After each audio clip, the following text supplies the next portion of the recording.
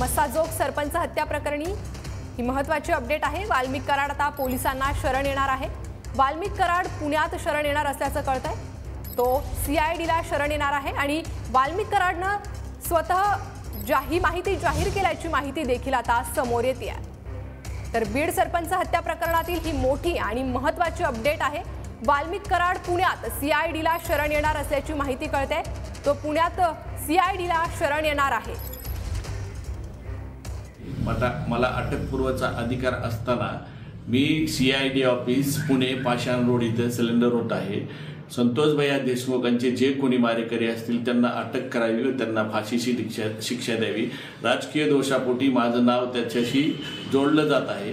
Police तपासात जे निष्कर्ष निघाले, मी जर दोषी दिसलो तर न्यायदेवतांनी मला जे शिक्षा देईल ते मी भोगायला तयार आहे। मी वाल्मिक कराड केज पोलीस स्टेशनला खोटी खंडणीची फिर्याद दाखल झालेली आहे।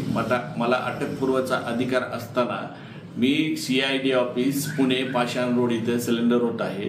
संतोष भैया देशमुखांचे जे कोणी मारेकरी असतील त्यांना अटक करावी व त्यांना फाशीची शिक्षा द्यावी। राजकीय दोषापोटी माझं नाव त्याच्याशी जोडलं जात आहे।